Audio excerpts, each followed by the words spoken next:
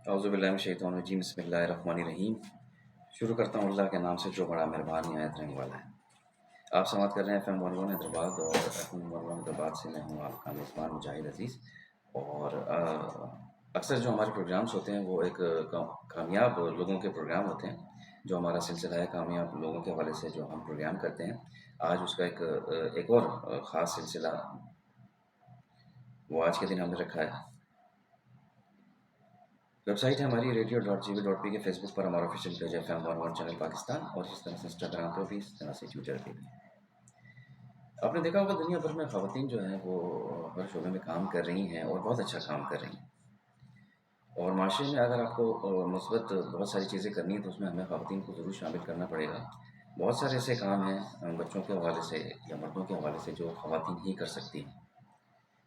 और ये भी आपने देखा होगा कि जहाँ ख़वातीन जो हैं वो पढ़ा रही होती हैं या किसी फील्ड में काम कर रही होती हैं तो बच्चे और ख़वातीन वहाँ पे रिलैक्स होते हैं। यही वजह है कि बहुत सारे फ़ील्ड्स में आपने देखा होगा कि जो लोग काम कर रहे हैं वो बड़े रिलैक्स होते हैं। जब उनको एक खातून नज़र आ जाती है तो वो अपने दिल की बात भी कह सकते हैं।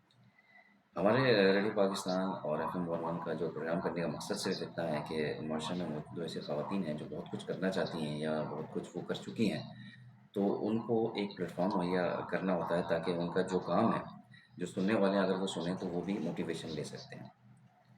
तो ऐसी एक बहुत ये समझ के उस्ताद हैं और मास्टर ट्रेनर हैं और मोटिवेशनल स्पीकर भी हैं। ज़रीन रफ़ीक साहिबा हमारे साथ मौजूद हैं। तो इनसे जानेंगे और इनसे पूछेंगे कि वो इस मुकाम तक कैसे पहुँची और क्या-क्या सिलसिला मुश्किलें आई, नहीं आई, कैसे किया, कौन-कौन ऐसे लोग थे जिन्होंने इनको मोटिवेट किया कि वो आज यहाँ पर FM 11 हैदराबाद में बैठी हुई हैं और लोगों को बता रही हैं कि ज़िंदगी में कैसे जीना चाहिए और पढ़ाने का असल जो स्टाइल है वो क्या होना चाहिए। तो फ़ौरन से पेशतर चलते हैं उनके पास और उनसे पूछते हैं कि वो FM 11 हैदराबाद में ये कैसा लगा। अस्सलाम वालेकुम। थैंक यू जाहिद भाई। बहुत बहुत बहुत शुक्रिया आपका, क्योंकि मैं चाहती थी कि FM 101 पे कोई एजुकेशनल कोई इस किस्म का कोई प्रोग्राम जो है वो होना चाहिए, क्योंकि अगर अवेयरनेस की बात होती है तो फिर एजुकेशन पे क्यों नहीं बात की जाए, क्योंकि ये हमारा तो मोस्ट इम्पॉर्टेंट जो है वो एक मकसद भी है, इशू भी है। तो थैंक यू आपका कि आपने मुझे इनवाइट किया और मौका दिया बात करने का। सबसे पहले कि मैं एजुकेशन में कैसे आई एज अ टीचर, मैंने अपनी करियर का स्टार्ट लिया तो वो बस एक्सीडेंटली ऐसे ही हो गया था। लेकिन फिर उसके बाद मैं पैशनेट होती गई ना टीचिंग के हवाले से। मुझे नहीं शौक था, बचपन से होता है ना बच्चों को, कि मुझे नहीं पता था कि मुझे टीचिंग भी करनी चाहिए या मुझे कुछ भी नहीं ऐसा आइडिया था। हाँ, ये था क्रिएटिव माइंड बहुत थी मैं, और आर्ट एंड क्राफ्ट और इस किस्म की एक्टिविटीज़ स्कूल के फंक्शंस में, टैबलोज़ में। मेरी इब्तदाई तालीम जो है वो झील पाक हाई स्कूल से हुई, जहाँ पे एक्स्ट्रा करिकुलर एक्टिविटीज़ पे बहुत फोकस किया जाता था। तो मैं वहाँ से नात और किरत की हर साल कंपटीशन भी रही है, अपने सही। हाउसेस थे उनके भी मैं लीडर रही, उनके ग्रुप इंचार्ज रही मैं। तो मैं और मेरा भाई था इमरान, तो हम दोनों जो हैं वो बस इसी एक्टिविटीज़ की वजह से वहाँ पे बहुत एक्टिव रहे। तो यही चीज़ ये मेरी शायद इसमें शामिल थी, तो मेरी नेचर में। तो इसीलिए मैंने भी जो टीचिंग का जब स्टार्ट लिया तो वो इसी तरह के फिर पैशनेट होती गई। और सबसे बड़ी बात ये कि मुझे बच्चों से बहुत प्यार है, और वो शायद वो ज़रूरत भी है कि आप जब एक टीचर होती हैं तो आप में एक ममता और वो एक पैशन जो है वो होना चाहिए, तो उसके बिना तो टीचिंग बिल्कुल भी अधूरी है। जी, आपने बिल्कुल ठीक कहा कि जैसे मैंने इब्तिदा में बताया था कि जो एक खातून होती हैं अगर वो छोटे जो बच्चे हैं ना उनको ट्रेन करने में बहुत अच्छा रहता है। वो भी बच्चे जो है बड़े रिलैक्स रहते हैं। आपने देखा है कि माँ और बच्चे का जो रिश्ता होता है ऐसे ही उस्ताद के होता है। अगर स्कूल में आप देख लें होंगे कि प्राइमरी तक जो है जितनी भी ख़वातीन हैं वो बहुत अच्छा काम कर रही हैं। अच्छा, मुझे आपसे ये पूछना था कि आपका होम टाउन क्या है और मतलब वहाँ से कैसे शुरू किया और यहाँ तक का सफ़र कैसा रहा?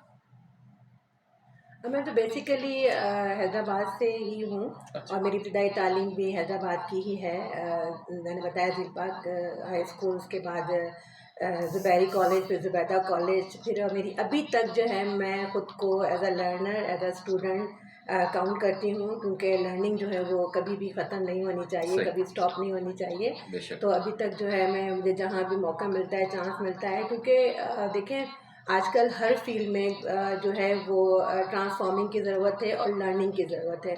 तो स्पेशली एजुकेशन जो है उसमें अगर आप जब तक लर्निंग आपकी कंटिन्यू नहीं रहेगी तो आप एक एजुकेशनिस्ट नहीं कहला सकते, क्योंकि आजकल डिजिटल दौर है और इस डिजिटल दौर में जितने बच्चे हम कहते हैं कि, और कहते नहीं हैं, ये हकीकत है, फैक्ट है कि बच्चे जो हैं वो बहुत डिफ़िकल्ट हैं। और वो डिफ़िकल्ट हैं, उसके बहुत सारे कॉजेज़ हैं। तो उन बच्चों को हैंडल करने के लिए डिजिटल दुनिया में आने के लिए तो हमें हमें भी, टीचर्स को भी डिजिटल होना पड़ेगा और बच्चों से ज़्यादा शार्प और अपनी टेक्निक्स और स्ट्रैटेजीज़ जो हैं वो चेंज करके उनके हिसाब से ट्रांसफॉर्म होके हमें बच्चों को पढ़ाना पड़ता है। तो ये वो वाली टीचिंग नहीं है जो हम लोगों ने जब तालीम हासिल की, या हम 50 साल अगर पहले चले जाएं तो वहाँ उस टाइम में और आजकल के दौर में बहुत फ़र्क है। आजकल के बच्चे भी वो नहीं रहे हैं, तो उनको पढ़ाने के लिए जो है वो हमें डिजिटल टेक्निक्स और स्ट्रेटजीज़ यूज़ करनी पड़ती हैं। तो मुझे यही था कि जब मैंने अपनी टीचिंग लाइफ स्टार्ट की थी तो उस दौर के बच्चे जब मुझे जब अपने पुराने स्टूडेंट मिलते हैं तो मैं उनसे यही, अभी एक हफ्ता पहले भी मेरी स्टूडेंट्स की गैदरिंग थी, मैं वहाँ पे मौजूद थी, तो मैंने उनसे यही कहा कि बेटा, आज से 20 साल पहले जो आप लोग जिस तरह पढ़े, जो आप लोगों ने में जो क्रिएटिविटीज़ थी, जो आप लोगों ने हार्ड वर्किंग थी, हार्ड वर्किंग में स्पेशली हार्ड वर्किंग को मैं फोकस करूँगी, और कि हार्ड वर्किंग थी, आज के बच्चों में वो चीज़ मौजूद नहीं है। अब उसके लिए जो है बहुत सारी चीज़ें जो हैं वो हम उनको ज़िम्मेदार कह सकते हैं। तो सही। ये ज़रा डिफ़िकल्ट है और बहुत मुख्तलिफ क्या कहते हैं कि माहौल है। जी हाँ, बिल्कुल आपने ठीक कहा कि अगर हम ये जो इंटरनेट है इसका सही इस्तेमाल नहीं करेंगे, जिससे मॉडर्न टेक्नोलॉजी है, दुनिया भर में जो है आपको पता है कि आपको ऑनलाइन भी बहुत सारी चीज़ें हो रही हैं। तो हमें, और जितने भी स्कूल्स इसमें हमें सुन रहे हैं, तो उनको भी चाहिए कि वो इस चीज़ का ज़्यादा इस्तेमाल करें, बच्चों को सिखाएँ कि कंप्यूटर का इस्तेमाल कैसा होता है, इंटरनेट में हमें क्या-क्या इस्तेमाल करना चाहिए। तो आमतौर पे मेरा एक सवाल आपसे ये है कि देखा गया है कि बहुत सारे स्कूल में अब तक इंटरनेट की रसाई ज़रा कम है। तो क्या मशवरा देंगे आप कि इसको एज़ अ टूल इस्तेमाल किया जाए और अच्छी तालीम के लिए भी इस्तेमाल हो सकता है ना, कि उसमें टेक्निक्स बहुत सारी होती हैं? अब देखिए, जब हम ये बात करते हैं फैसिलिटीज़ की तो जी, फिर आ जाता है पूरा सिस्टम हमारा, हमारा लाइफ स्टाइल उसमें आ जाता है। अब स्कूल में इंटरनेट की रसाई का प्रॉब्लम नहीं है, इशू ये नहीं है। इशू ये है कि हमारे जो रिसोर्सेज हैं, अब देखिए हमारे पास लाइट्स प्रॉपर नहीं है, अगर हमने उनके सब्स्टिट्यूट भी लगवाए हुए हैं तो वो, तो अगर इंटरनेट हमारे यहाँ मेरे स्कूल में स्पेशली जो है, मैं अपने स्कूल की बात करूँगी कि लैब है, लैब में अलग से पूरा सिस्टम बना हुआ है, हम लोग बच्चों को उस तरह की एक्टिविटीज़, प्रोग्रामिंग, ये सब चीज़ें करवाते हैं।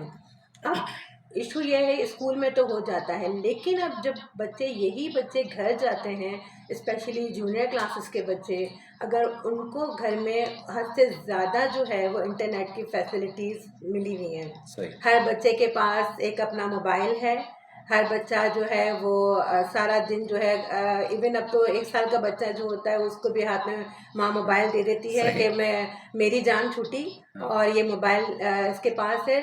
तो वो बच्चा और हर वक्त चेक एंड बैलेंस भी नहीं रहता। तो सही। अब वो बच्चा जो है वो क्या उसका मिसयूज़ कर रहा है, तो अब वो पोएम्स देख रहा है, वो एंटरटेन हो रहा है, तो उसमें वो लर्निंग की आदत इंटरनेट से बहुत कम पड़ती है। हाँ, जब हम बच्चे मैच्योर हो जाते हैं, अच्छा, वो जब उसकी हैबिट जो है वो आप देख रहे हैं कि वो उसकी स्ट्रांग हो जाती है, तो फिर बच्चे जो हैं वो उसको काम पे कम फोकस करते हैं और इंटरनेट के यूजेस पे, वो जो हैं उसके पॉजिटिव यूजेस पे जो हैं वो कम फोकस करते हैं और वो अपनी जो एंटरटेनमेंट के हिसाब से ही बैठते हैं। लेकिन स्कूल्स में इंटरनेट की रसाई के अब इशू ये देखें, अब मैं बताऊं क्या, गवर्नमेंट स्कूल्स की तो हम अगर बात ना ही करें तो वो बेहतर है, वो अलग सिस्टम है। जब अगर हम सिस्टम पे और इश्यूज़ पे अगर आ जाएंगे तो हमारे पास बहुत सारे प्रॉब्लम्स हैं।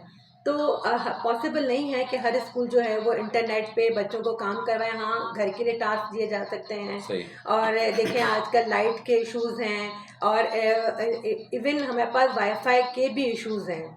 कि हम आपकी अब इतनी एमबी नहीं चल रही, ये नहीं चल रही, कनेक्टिंग में ये सारी चीज़ें जो हैं, सही। तो ये सारे भी इश्यूज आ जाते हैं। तो इसलिए टीचर्स जो हैं बच्चों को घर के लिए टास्क दे देते हैं, तो कि इसमें इजी रहेगा बच्चों को कप करना।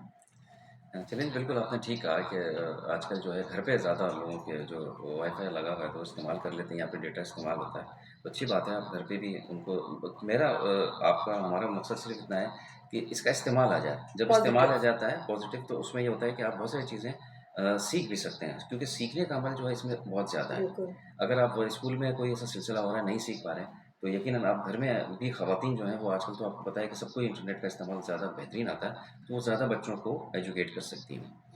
चलिए अब चलते हैं उस तरफ कि आपने बताया कि आप एक मोटिवेशनल स्पीकर भी हैं, तो वो कैसे मतलब आप लोगों को मोटिवेट करती हैं? एक आप उस्ताद भी हैं और आपका बहुत तजुर्बा भी है इस हवाले से कि पढ़ाया कैसे जाए, तो आप क्या करती हैं?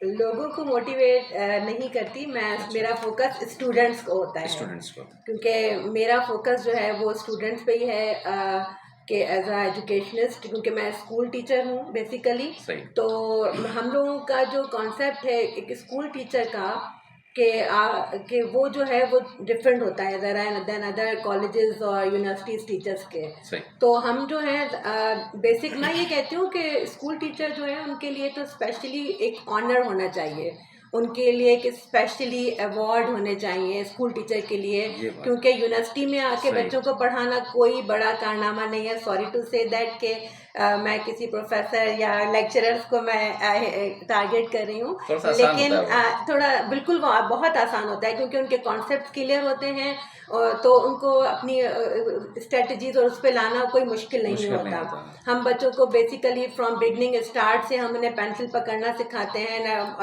मॉन्टेसरी में, तो उनके कॉन्सेप्ट क्लियर करते हैं, तो ये बहुत डिफ़िकल्ट होता है दैन अदर कॉलेजेस और यूनिवर्सिटी के टीचर्स के लिए। तो अब उनको मोटिवेट, अच्छा अब देखें पहले फोकस होता था कि बस तालीम है और लिखना आना चाहिए, ठीक है, और याद होना चाहिए बच्चों को, ये कॉन्सेप्ट बच्चों के क्लियर होने चाहिए। लेकिन अब जो है हम लोग जो फोकस कर रहे हैं, न्यू स्ट्रेटजीज जो आ रही हैं या ट्रांसफॉर्म हो रही हैं, वो तालीम के साथ साथ उनकी तरबियत, उनके बिहेवियर, उनके मेंटल इश्यूज, इन सब पे काम किया जा रहा है। तो देन अदर कि मुझे एज ए एजुकेशनिस्ट और मोटिवेशनल स्पीकर, मैं ह्यूमन राइट्स डिफेंडर भी हूँ, और जेंडर इक्वालिटी पे भी मैंने काम किया हुआ है, और पीस बिल्डर भी हूँ मैं। तो ये सारी चीज़ें जो हैं वो अगर स्टूडेंट्स के एज में, स्कूल एज के बच्चों में ये सारी चीज़ें पुट अप करना, ये ज़रा मुश्किल भी है और बहुत आसान भी है, क्योंकि ये सारे कॉन्सेप्ट अगर हम बच्चों के अभी से क्लियर कर दें कि ह्यूमन राइट्स का कॉन्सेप्ट क्या है, ह्यूमन राइट्स की ज़रूरत क्यों पड़ती है, पीस क्यों ज़रूरी है, हमें अमन के लिए क्या करना चाहिए। देखिए अगर अमन नहीं रहेगा, अमन सिर्फ ये नहीं है कि कहीं जंग, मैदान जंग के बॉर्डर पे जो है वो अमन हो चाहिए, हमें वहाँ जंग के लिए यहाँ अमन पे की हमारा ज़रूरत है, हमें हमारे माफ़ घर से पीस की ज़रूरत है। मेंटल इलनेस जो है वो मेंटल जो है वो इश्यूज़ को जो है वो क्रिएट करती है। तो ये सारी चीज़ें जो हैं बच्चों का, आप देखें अगर एक बच्चा जो है एक तो डिसेबिलिटी और उस पर मैं नहीं आ रही, लेकिन अगर घर में भी कोई इश्यूज हैं, प्रॉब्लम है, मैं डेली बेसिस पे ये देखती हूँ बच्चों के कि अगर बच्चों की कोई ऐसी प्रॉब्लम है, स्पेशली लैंग्वेजेस में, अगर वो उनकी वर्बल कोई ऐसी एब्यूज लैंग्वेज यूज़ करें, तो इट मीन्स कि उन्होंने, जैसे अब अगर कोई एब्यूज लैंग्वेज यूज़ की या कोई गाली, कोई इस किस्म का वर्ड बच्चों ने यूज़ किया, तो उनसे पूछा गया तो उन्होंने बताया कि हमने तो ये घर में सुना था। अच्छा, तो ये अच्छी बात ये सारी चीज़ें हमारे सही, बाबा जो हैं वो घर में लड़ते हैं, और फिर हम लोग, या हम लोग सारी रात सो नहीं सके, हमारे पास लाइट नहीं थी, ठीक, गर्मियाँ थी बच्चों की, या घर में किसी की तबीयत ख़राब थी, हम सो नहीं सके, ये तो बात भी बच्चे जो हैं वो स्कूल में आके वो अपनी जो परफॉर्मेंस है वो उस तरह परफॉर्म नहीं कर सकते पीसफुली या कंफर्टेबली।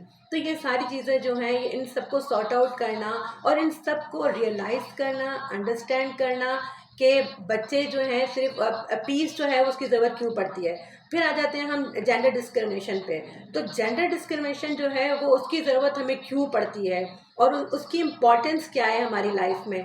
तो ये सारी कॉन्सेप्ट जो है वो बच्चों के अगर हम अभी से ही क्लियर कर देंगे, तो आगे जाके मेरे ख्याल से उन्हें दूसरों को समझने में, अपनी जो है वो इनर जो उनकी एबिलिटीज़ हैं उन्हें समझने में या दूसरों को फैमिली मेम्बर्स के समझने में, तो लाइफ जो है वो इजी हो जाएगी। तो तालीम का मकसद सिर्फ ये नहीं है कि बस सिलेबस और किताबों तक रखा जाए, उनकी तरबियत जो भी है वो भी एक एजुकेशन का पार्ट है। ये बिल्कुल आप ठीक कह रही हैं। असल में हमने भी यही सुना है और इसी तरह से हमारी भी तरबियत हुई कि तालीम के साथ साथ अगर बच्चों की तरबियत सही नहज पर अगर ना की जाए तो थोड़ा-सा माशरे में बिगाड़ पैदा होता है। बिल्कुल। जैसे आपने बताया कि वो लैंग्वेज उनकी ख़राब हो जाती है, उनके रवैये ख़राब हो जाते हैं या फिर अपने स्कूल में परफ़ॉर्म सही नहीं कर पाते। तो आपने बहुत अच्छी बात की है कि हमें पीस जो है वो ये सुकून जिसे हम कहते हैं तो वो हमारे घर में भी होना चाहिए बिल्कुल। ताकि बच्चे जो हैं स्कूल में अच्छा परफ़ॉर्म कर सकें। बहुत अच्छी बात बताई आपने। अच्छा ये बताएँ कि ये जो आप दिन भर जो है वो मसरूफ़ रहती हैं, तो घर वालों को टाइम कैसे देती हैं? और आपके यहाँ तक आने में आपके घर वालों या आपकी किस दोस्तों, सहेलियों जो भी उनको के बारे में आप बताएँ कि उन्होंने आपके साथ कितनी मदद की या कितने हेल्पफुल साबित हुए? बहुत अच्छी बात।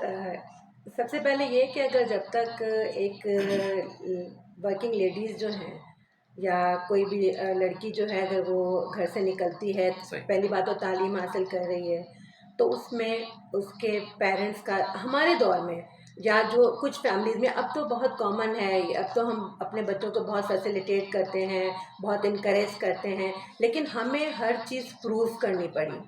और वो प्रूफ कैसे करनी पड़ी हमें कि हमें पड़ा, हार्ड वर्किंग के साथ पढ़ना पड़ा, रेगुलरिटी के साथ पढ़ना पड़ा और हमें पढ़ना पड़ा, क्योंकि मैं अपनी फैमिली की फर्स्ट लेडी हूँ जो एजुकेशन जो मैंने अपनी अच्छा कंप्लीट की है माशाल्लाह। जी, अपने ददियाल में से मैं। अच्छा, अच्छा। तो अब मुझे प्रूफ करना पड़ा कि अब मैं आपको एक मिसाल दूँ कि मेरा एक पेपर था बीए का, उसमें मेरी एब्सेंट लग गई थी। तो अच्छा, एब्सेंट लगी तो अब ज़ाहिर है वो पेपर मेरा क्लियर नहीं था, इट मीन्स कि मैं फेल। तो हालांकि मैंने पेपर दिया था, लेकिन मैंने डर की वजह से अपने फादर को नहीं बताया कि ऐसा ना हो कि वो मुझे फिर जहाँ पढ़ने ही ना दें आगे। तो फिर जब वो मैंने पेपर दोबारा से दिया और फिर उस पास हुई, फिर मैंने ये बात उन्हें बताया, बताई सही। कि मैं रह गई थी, लेकिन है ना मैंने फिर वो बाद में क्लियर बाद में कर लिया। तो मतलब ये चीज़ें कि हमें प्रूव करनी पड़ती हैं। ज़ाहिर है नो डाउट मेरे फादर, उसके बाद मेरे फादर की डेथ के बाद मेरे भाइयों ने मेरा साथ दिया। जब मैं माशाल्लाह, बीएड की क्लासेस लेने जाती थी तो ज़ाहिर है उस टाइम पे हमें अकेले जाने भी नहीं देते थे, तो भाई मेरा छोटा होता था, फिर वो दोपहर में मेरे साथ वो बीएड की क्लासेस के लिए वो मेरे साथ जाता था। तो ये क्रेडिट मैं उनको ज़रूर दूंगी। उसके बेशक, बाद मेरी अम्मी, फिर शादी के बाद मेरे हस्बैंड ने बहुत इनकरेज किया अभी ज़बरदस्त। तक, कि अभी तक जो मैंने अपनी लर्निंग जारी रखी हुई है, तो वो उनका इनकरेजमेंट है। लेकिन सबसे पहली बात ये है कि हम लड़कियों को प्रूव करना चाहिए कि हम अपनी जिम्मेदारियां सही तरीके से, अब हम पे डबल ट्रिपल रिस्पॉन्सिबिलिटीज होती हैं। सही, अब सुबह उठते ही पहले सबके लिए देखना पड़ता है, इवन पहले से डिसाइड करना पड़ता है कि कल क्या बनेगा, दोपहर में क्या होगा। तो मतलब कि हम लोग को इतना जो है वो रेडी रहना पड़ता है हर चीज़ के लिए, अर्जेंटली भी कोई अगर ऐसी कोई इमरजेंसी हो जाए। तो अब तो अल्लाह का शुक्र है कि बच्चे भी बड़े हो गए हैं, तो ये कि हमें प्रूव करना पड़ता है। अब अपनी वो कहते हैं ना कि जान खपानी पड़ती है हमें, कि हम लोगों को अब इसी तरह प्रोफेशनल लाइफ में अगर आ जाएं तो वहाँ भी हमें प्रूव करना पड़ता है रेगुलरिटी के साथ, ऑनेस्टी के साथ, हार्ड वर्किंग के साथ। इस तरह आपको कोई भी चीज़, कोई भी मंजिल, कोई भी मुकाम, कोई भी इज्जत नहीं मिलती। तो ये सारी चीज़ें जो है प्रूव करनी पड़ती हैं, और फैमिली का साथ है, बच्चे हैं तो बच्चों का भी साथ है। तो वो अब वो इसीलिए है कि हम लोग भी उनको इसी तरह से उनकी हर ज़रूरियात का ख्याल रखते हैं। तो फिर ज़ाहिर है तो हमें रिवेंज में भी अगर हम ना करें, अगर जो ख़वातीन कुछ ऐसी होती हैं, परेशान हो जाती हैं, फिर वो जॉब्स वगैरह छोड़ देती हैं कि मुझसे ये नहीं होगा, नहीं होगा। तो बस तो यही है कि हम लोगों को प्रूफ करना पड़ता है। First we have to proof our self, are working. पहले घर, पहले जो हमारी प्रायोरिटी है वो हमारा घर, फैमिली, फिर बाद में हमारी जॉब। ये आपने बहुत अच्छी बात की है कि ये मैंने काफ़ी अरसे बाद ये जुमला अच्छा सुना है कि सबसे पहले जो हमारा घर आता है, घर के बाद फैमिली है, उसके बाद हमारी जॉब है। और ये बहुत अच्छी बात है कि ऐसी बहुत कम ख़वातीन हैं जो इस तरह की गुफ्तगू करती हैं, ताकि इससे आपको पता है कि सुनने वालों को मोटिवेशन मिलती है कि जब तक आपका घर सही नहीं रहेगा तो ना तो आप बाहर काम कर सकती हैं, ना कोई जॉब कर सकती हैं, ना कहीं आ जा सकती हैं। तो बेहतर ये है कि अपने घर का माहौल ठीक रखें। जैसे कि आपने बताया कि पहले से हम डिसाइड कर लेते हैं, सारी चीज़ें एक सेटिंग में आती हैं। फिर हम स्कूल चले जाते हैं, स्कूल के बाद जो आपका काम है वो भी आप कर लेती हैं, फिर घर वालों का भी एक काम कर लेती हैं, ये सबसे अच्छी बड़ी बात है। अच्छा मैं सवाल ये पूछ रहा था आपसे कि ये जो स्टेज है आपका माशाल्लाह 20-22 साल आपको पढ़ाते हो गए, बहुत सारा अपने 25। 25 साल हो गए। तो इस पूरे अरसे में आपको ज़िंदगी आसान लगी या मुश्किल लगी? ज़िंदगी अभी तक मुश्किल है अच्छा। बहुत। डेली सुबह उठते सही। ही इतने सारे टारगेट्स होते हैं जो आपको अचीव करने होते हैं, तो ज़िंदगी बहुत मुश्किल है। अगर देखा जाए तो पहले तो स्टूडेंट लाइफ तो उसमें भी हमें बड़ा मुश्किल लगता था, और फिर जो हमारा दौर था और मिडिल क्लास फैमिली, तो बहुत सारे जो हैं वो जो टफ टाइम आए, और अभी तक भी लगता है, लेकिन अल्लाह का शुक्र है कि ये है कि हौसला है कि हम कर लेंगे या अल्लाह हमारी मदद करेगा। ये बात अपने मुश्किल वक्त में, टफ टाइम में, ये हमेशा ये जुमला कहा करें, और मैं भी कहती हूँ कि अल्लाह मदद करेगा, तो वो फिर सारी चीज़ें ये हो जाती हैं इस तरह। अब देखिए, ज़िंदगी तो मुश्किल है ही, चाहे वो मिडिल क्लास हो, गरीब हो, कोई भी कुछ हो। भी हो। तो कुछ आजमाइशें जो हैं अल्लाह की तरफ से आती हैं, कुछ दुनिया की तरफ से, और पाकिस्तान तो वैसे ही आजमाइशों से घिरा हुआ है। तो ये कहना, और स्पेशली पाकिस्तान में रहने वाले बंदे अगर ये ना कहें तो ये अच्छा भी नहीं लगेगा कि ज़िंदगी बड़ी आसान है। तो ज़िंदगी बहुत मुश्किल है। बिल्कुल, आपने ठीक कहा। बाज़-औक़ात मुझे, मेरा जो एक्सपीरियंस रहा है ज़िंदगी, बाज़-औक़ात मुझे जो बड़ी आसान लगती है, और कभी-कभार ज़िंदगी जो है मुश्किल मतलब में आ जाता है इंसान। तो लेकिन आम तौर पर देखा गया, वो आपकी बात ठीक है कि हमारे यहाँ ज़्यादा थोड़ा-सा मुश्किलात ज़्यादा हैं, इसी वजह से हम थोड़ा-सा उस ज़िंदगी को ज़रा मुश्किल कहते हैं। लेकिन दोनों तरह की चीज़ें होती हैं। बाज़-औक़ात आपने देखा होगा कोई मसला ही नहीं होता ज़िंदगी में, आप चले चले जा रहे हैं, सारे काम हो जाते हैं, ये भी है। ख़ैर बहरहाल, अच्छा ये बताएँ कि आपके साथ काम करने वाले या आपके जो दोस्त हैं, जो आपका मतलब ये कि जहाँ पर आप जाती हैं मिलने-जुलने, तो उसमें कौन से ऐसे लोग हैं जिनको आप चाहती हैं कि वो आगे आएँ, वो आपके साथ काम करें? कोई मतलब जैसे अकेडमी में आप जाती हैं, बच्चों को सिखाती हैं, कोई तो ऐसा फ़र्द होगा या आपके साथ होगा जिसको आप चाहती हो कि ये भी ये वाला काम करे जो मैं करती हूँ? बीइंग अ एजुकेशनिस्ट, जी, जी। मैं अपनी टीम को अपने साथ लेके जाती हूँ। मेरी टीचर्स हैं, मेरी जो फैकल्टी है, स्पेशली मेरी जो मैनेजमेंट है, तो मैं जो भी स्कूल के बेटरमेंट के लिए काम करना चाहती हूँ, तो अल्हम्दुलिल्लाह मेरी मैनेजमेंट उस चीज़ को बहुत इनकरेज करती है। मैं जब भी बाहर से, मैंने इंटरनेशनली और नेशनली भी मैंने ट्रेनिंग्स और वर्कशॉप्स अटेंड किए हुए हैं, तो मैं वहाँ से जो भी चीज़ सीखती हूँ वो आके इम्प्लीमेंट अपने स्कूल स्टूडेंट्स के साथ में करती हूँ। तो उसमें मुझे इंकरेजमेंट मिलती है, और मैं अपनी टीचर्स को भी, अपनी फैकल्टी को भी जो है वो हर वक्त मोटिवेट और ट्रांसफॉर्म करने की कोशिश करती रहती हूँ। और मैं ये चाहती हूँ स्पेशली ख़वातीन को, कि ख़वातीन जो हैं, मैं अपनी फैकल्टी मेंबर्स को भी यही कहती हूँ कि मुझे जो है ये लेज़ी लड़कियाँ और ये नहीं पसंद। तो बी स्ट्रॉन्ग, क्योंकि एक औरत जो है, जिस तरह मैं अपनी मिसाल दूँ कि मैं जो हूँ, अब अगर अपनी फैमिली को भी साथ लेके चल रही हूँ, और अल्हम्दुलिल्लाह बच्चे भी तालीम हासिल कर लिया उन्होंने, तो ये हौसला एक औरत का होता है, वो चाहे हाउसवाइफ हो।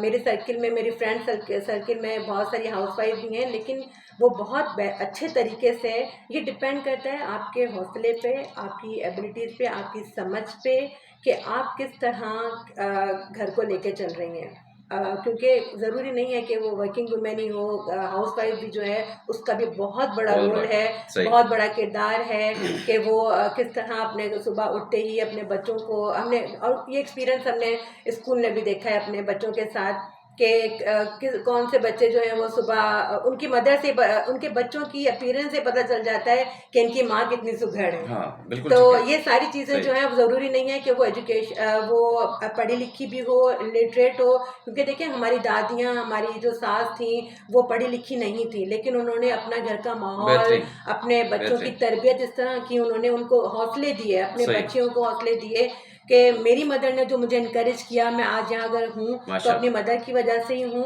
क्योंकि जब बच्चे छोटे होते हैं तो सास या हम घर से निकलना हम लोग शायद नहीं कर पाते, जॉब मैं नहीं कर पाती, कि अगर मेरी मदर मेरा साथ ना देती, कि मैं तुम्हारे बच्चे संभाल लूँगी, तुम परेशान ना हो, सास ने कहा कि मैं संभाल लूँगी, तुम परेशान ना हो। तो ये उस टाइम पे जब बच्चे छोटे होते हैं, ये बहुत बड़ा जो है वो आपके लिए एक टफ टाइम होता है, कि आप किस तरह उसको मैनेज करें।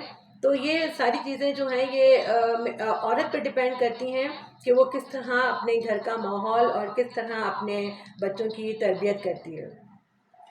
जी हाँ, बिल्कुल आपने ठीक कहा कि ख़वातीन का जो किरदार है मतलब तमाम हवालों से पूरे माशरे में मस्बत किरदार के हवाले से बहुत बड़ा है।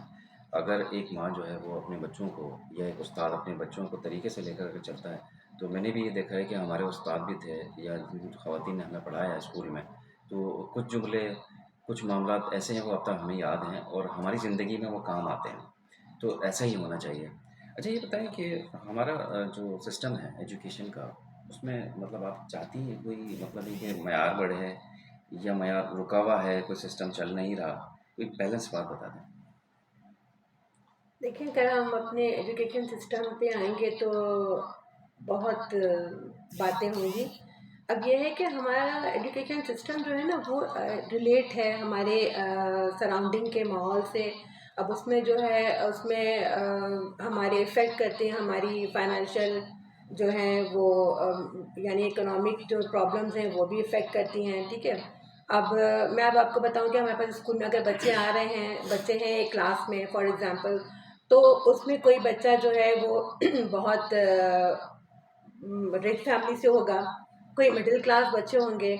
अच्छा, उसके भी अलावा कि अब देखें हमारा जो माहौल है वो कितना इफ़ेक्ट करता है कि बच्चा सारी रात सोया नहीं है, गर्मी की वजह से लाइट नहीं थी, तो वो सुबह किस तरह पढ़ेगा? सही। ठीक है, ये तो एक एक अलग चीज़ हो गई। दूसरी बात ये है कि एजुकेशन जो है वो अगर हमारे पास बहुत सारी उसकी मल्टीपल जो है ना, वो उसकी वैराइटीज़ हो गई हैं एजुकेशन की। सही।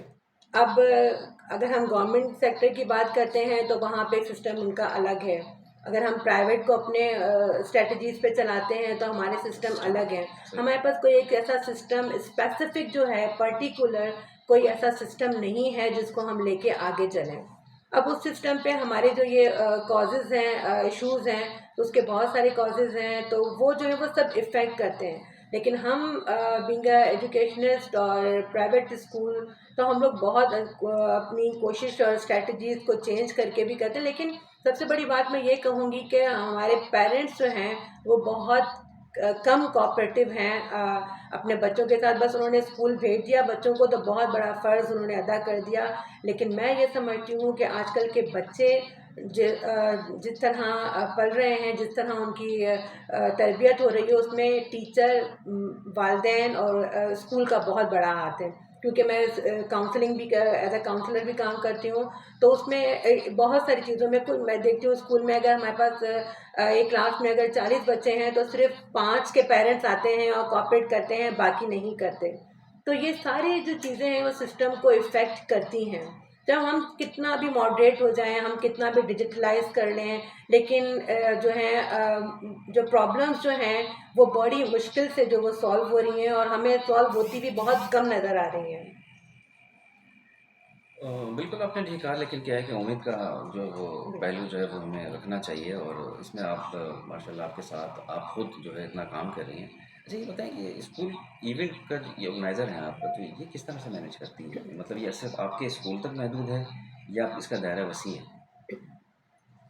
नहीं, माशाल्लाह से हमारे स्कूल के बच्चे अगर हैदराबाद में कहीं और प्रोग्राम हो रहे होते हैं, मेरे रेफ़रेंस से या किसी और के रेफ़रेंस से हमें इनविटेशन मिलता है तो हम अपने बच्चों को ज़रूर लेके जाते हैं और अल्हम्दुलिल्लाह हमारे बच्चों ने वहाँ पे बहुत प्रोग्राम्स में विन भी किया है। तो मैं ज़रूर पूरी कोशिश करती हूँ कि बच्चों को आउटसाइड लेके जाएँ, उनकी activities, outside activities, indoor activities तो होती हैं हमारे पास, डेली बेसिस पर भी होती हैं, वीकली बेसिस पर भी होती हैं, मंथली पे भी होती हैं और एनुअली भी होती हैं। लेकिन हम लोग बाहर ज़रूर बच्चों को लेके जाते हैं। अभी भी हमारा इवेंट है, मैं जो हूँ एज़ अ एजुकेशनिस्ट ही मुझे ये ख़्याल आया कि जब मेरे पास समटाइम एडमिशन के लिए बच्चे आते थे, तो मैं देखती थी कि बच्चों में कुछ डिसेबिलिटीज़ होती थी। तो वो हमारे पास एडमिशन भी हो जाते थे। फिर वो जो है वो टीचर उन बच्चों को जब एबनॉर्मल कह के पुकारती थी तो मुझे बड़ी तकलीफ़ होती थी तकलीफ़ की बात है। कि ये बच्चा है।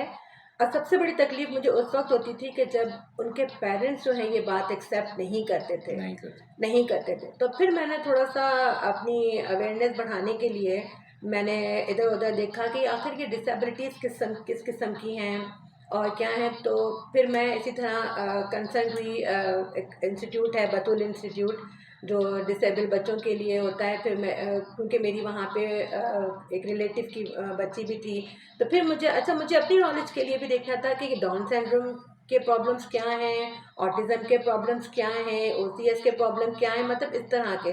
तो फिर मैं हुई तो फिर मैंने पेरेंट्स को गाइड करना शुरू किया, लेकिन सैडली के पेरेंट्स जो हैं वो इस बात को एक्सेप्ट नहीं करते कि हमारे बच्चे में ये प्रॉब्लम है। और ये उस टाइम पे प्रॉब्लम अगर सॉल्व हो जाती तो ये जो है आगे जाके जो है वो कॉन्फ्लिक्ट जो है जो पीस को हिट करते हैं, ये चीज़ें शायद नहीं पैदा होती। तो मैं अब इन चीज़ों पे भी काम कर रही हूँ और स्टार्ट मैंने ले लिया है और कंसर्न भी हूँ। और मैं स्पेशली फिर उन बच्चों के साथ जो है उनके प्रोग्राम्स में, बतूल इंस्टीट्यूट के प्रोग्राम में जो बहुत अच्छा काम कर रही हैं, तो उनके साथ मैं ज़रूर कोलैबोरेट करती हूँ ताकि वो इनकरेज हों और हम हमारे पेरेंट्स को भी ये अवेयरनेस हो कि कुदरती तौर पे नेचुरली एक नॉर्मल बंदे में भी कुछ एनजाइटीज़ और मेंटल इश्यूज होते हैं। तो अगर बाय बर्थ हैं तो उन्हें किस तरह सॉल्व किया जाए ऑन दैट एज कि जब बच्चा आपका school going, specially school going है। जी हाँ, बिल्कुल आपने ठीक कहा कि हमें जो इस तरह के बच्चे हैं और वो भी हमारी हमारी तरह ही होते हैं, उनको थोड़ा-सा ट्रीट करने का मसला है और आमतौर पर लोग जो है उसको एक्सेप्ट नहीं करते। तो ये अच्छी बिल्कुल। बात है कि आपने ये काम भी आप कर रही हैं, होना भी यही चाहिए कि हमारे माशरे में जिस तरह के भी लोग हैं, जैसे भी हैं, तो उनको हमें साथ लेके चलना है ताकि वो एक कारामद इंसान बन पाएँ। तो आमतौर पर ऐसा लोग कम सोचते हैं लेकिन हमें इस पे काम करना चाहिए। बिल्कुल।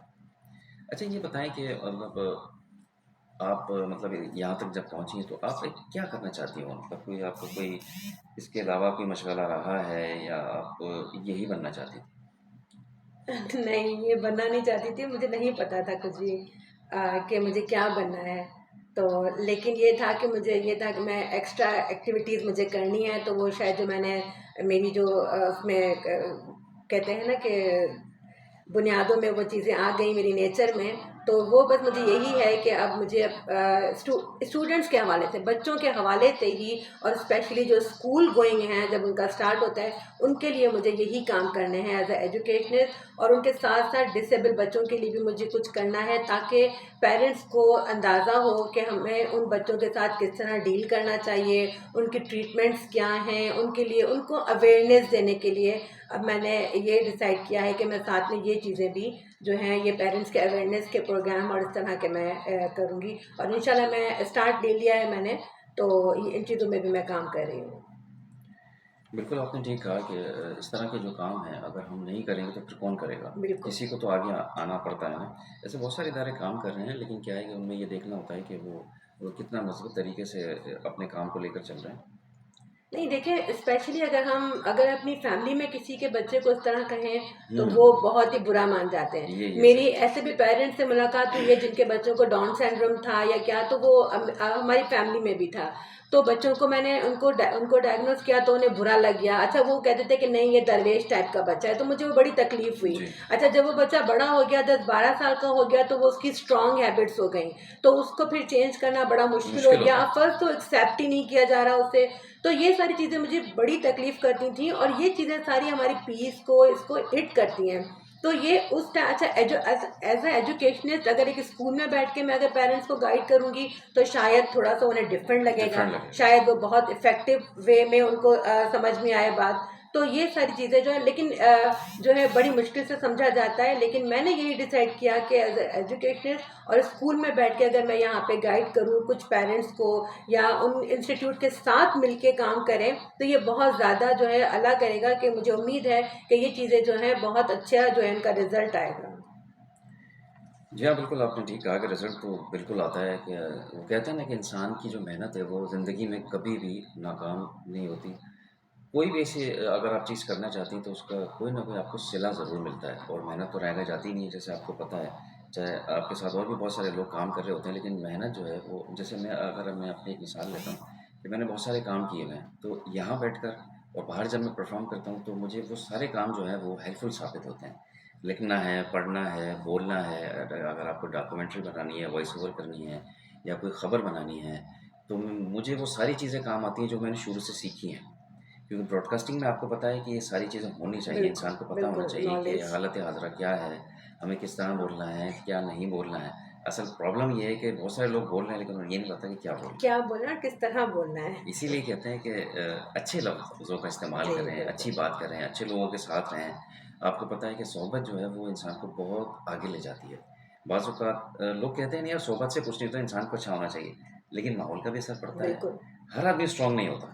बिल्कुल। जैसे एक मिसाल, आपके क्लास में 10 बच्चे हैं, तो उनमें से एक ही कमज़ोर होगा जिस पे आपको तवज्जो देनी है, तो वो कोई नहीं देता। अगर वो दे बिल्कुल। दें तो वो बच्चा भी कारामद हो एग्ज़ैक्टली, जाएगा। एग्ज़ैक्टली यही। चलिए आखिर में थोड़े से चंद लम्हात हैं हमारे पास, तो मैं आपसे ये पूछूँगा कि कुछ कुछ लोगों का नाम लेना चाहें, यहाँ तक आप पहुँची हैं। बहुत सारे ऐसे लोग होते हैं ना जिनको आप चाहते हैं कि भाई इनका नाम आए, इन्होंने मेरे साथ बहुत हेल्प, आपने बहुत सारा बता दिया। कोई कोई कोई रह गया हो तो उसका भी नाम ले लें। हाँ, नहीं, सबसे पहले तो मेरे हस्बैंड, सही, फिर उसके बाद हमारे जो चेयरमैन हैं मकबूल मेमन साहब, सही। उनका नाम मैं ज़रूर लूँगी क्योंकि उन्होंने मुझे बहुत ज़्यादा इनकरेज किया। माशाल्लाह। क्योंकि वो हमारे एक तो चेयरमैन की हैसियत से, और ऐसे बहुत कम लोग होते हैं जो आपको इनकरेज करेंगे या जो है वो इस तरह से मोटिवेट करेंगे कि नहीं, ये जो आप कर रही हैं ये अच्छा है, सिर्फ न सिर्फ आपके लिए, स्कूल के लिए भी। तो ये चीज़ जो है वो, तो उन्होंने मुझे बहुत सारे मामले में जो है लर्निंग में, मेरी ट्रेनिंग में, वर्कशॉप में मुझे न सिर्फ इनकरेज किया, मुझे सपोर्ट भी किया। तो मैं उनका नाम लेना कभी नहीं भूलूंगी कि उन्होंने मुझे किस तरह मोटिवेट किया, इनकरेज किया, और फिर वहाँ से जो मैं सीख कर आई, फिर वो मैं इम्प्लीमेंट करने के लिए जब कहा तो उसके लिए भी मुझे उन्होंने बहुत सपोर्ट किया। तो मैं उनका नाम लेना ज़रूर चाहूँगी।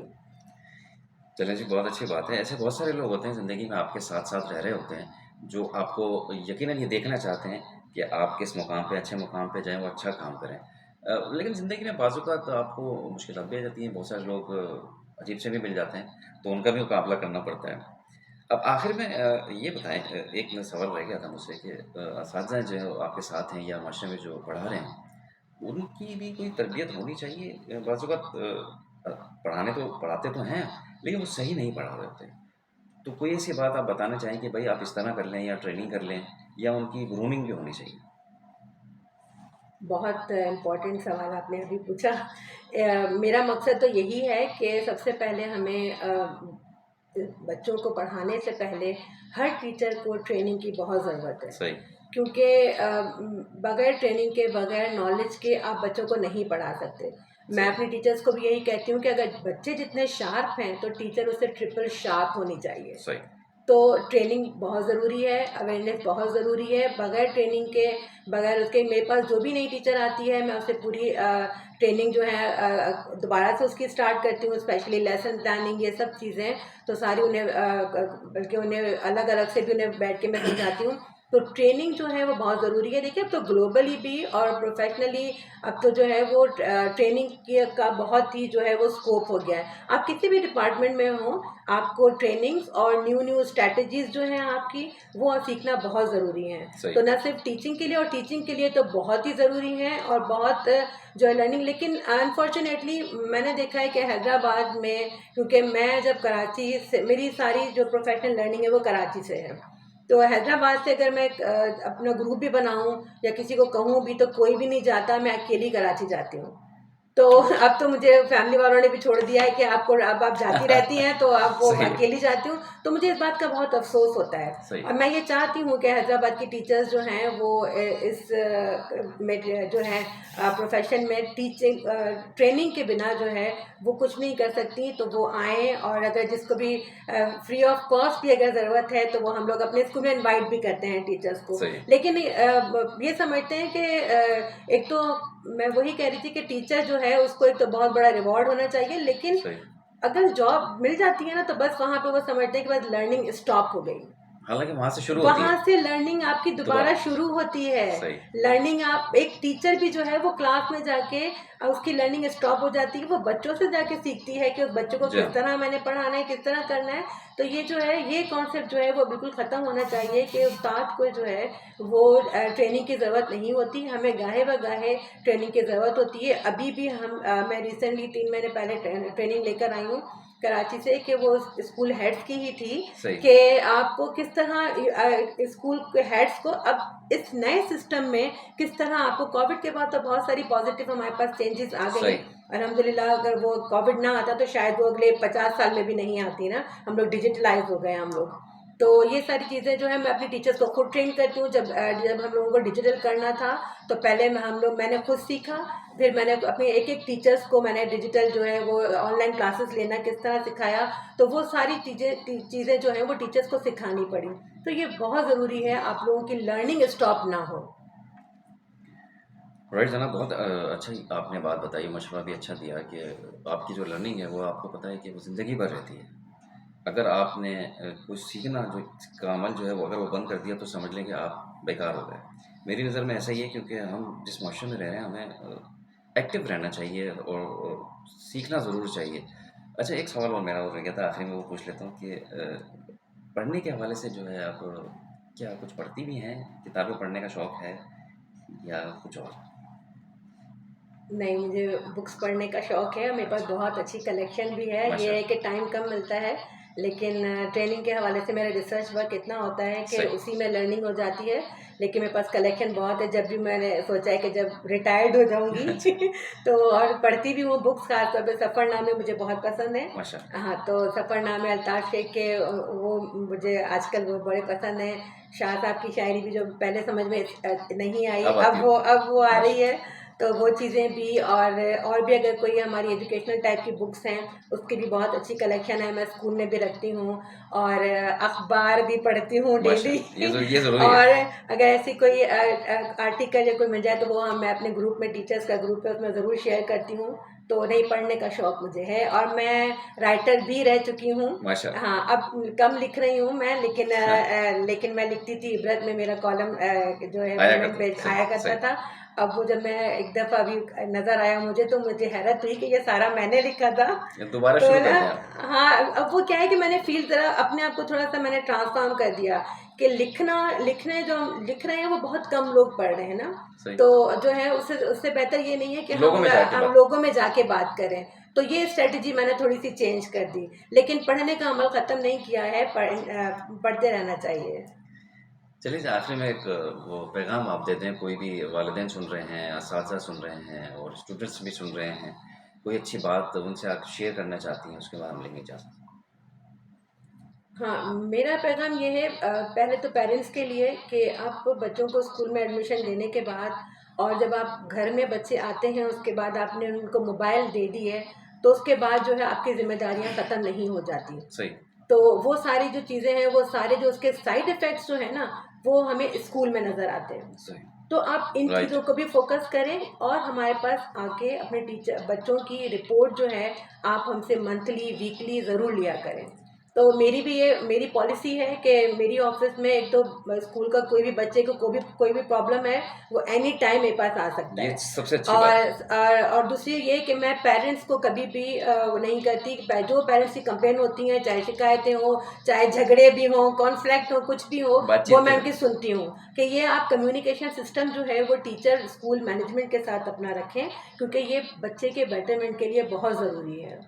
तो आप इन चीज़ों पे नज़र रखें। इंटरनेट का होना कोई बड़ी बात नहीं है। उसका अच्छा इस्तेमाल करें। उसके जो साइड इफ़ेक्ट्स हैं ना, आपको पेरेंट्स को घर में भी शायद नहीं पता नहीं चलता, पता। लेकिन ये सारे साइड इफ़ेक्ट्स हमें स्कूल में नज़र आते हैं। सही। और फिर टीचर्स के लिए यही कि जो है कि अपने लर्निंग जो है वो हमेशा जारी रखें जारी अपनी। रखें। चलें जी, बहुत अच्छी बात है, बहुत शुक्रिया आपका। और टाइम चूँकि ऑलमोस्ट ख़त्म हो गया है, तो हमारे साथ आज मौजूद थी और बहुत अच्छी उस्ताद हैं और मोटिवेशनल स्पीकर भी थी नहीं हैं। और ये इन्होंने ये कहा है कि अच्छा, मुझे मालूम नहीं था कि ये लिखारी भी रही हैं, तो लिखने के लिए आपको पता है पढ़ना बहुत ज़रूरी है। और बहुत अच्छी बात इन्होंने कहा है कि मैं जो है फ़ील्ड में जाकर असातिज़ा और वालिदैन को सिखाती हूँ। और ये सबसे अच्छी बात है कि जो फ़ील्ड में जो ज़्यादा तौर पर जो फ़ेस टू फ़ेस जो बिल्कुल, चीज़ें समझ में आती हैं वो वैसे नज़र नहीं आती, क्योंकि बिल्कुल। आजकल पढ़ने का रुझान पढ़ने कम का रुझान कम थोड़ा-सा हो कम गया हो है, गया है। बिल्कुल। बहुत अच्छी बात है। ज़रीन रफ़ीक साहिबा हमारे साथ मौजूद थी, बहुत शुक्रिया, बड़ी नवाज़ी से आपकी कि आपने हमें टाइम दिया। शुक्रिया, आपका भी तो शुक्रिया। इंशाल्लाह कोई और प्रोग्राम में ऐसे बहुत सारे एजुकेशन की जो हमारे प्रोग्राम है कामयाब लोग हैं, वो हम करते रहते हैं, तो उसमें भी ज़रूर आपको बुलाएँगे। और एक बार फिर मैं आपका शुक्रिया अदा करूँगा और अब मैं लूँगा आपसे इजाज़त। किसी नए मेहमान के साथ फिर किसी दिन आपसे मुलाकात होगी। मैं था आपके साथ मुजाहिद, आप समाप्त कर रहे थे फ्रॉम वन वन हैदराबाद से प्रोग्राम कामयाब ख़वातीन या कामयाब लोगों के हवाले से। तो फिर मिलेंगे इंशाअल्लाह। पाकिस्तान ज़िंदाबाद। Take care.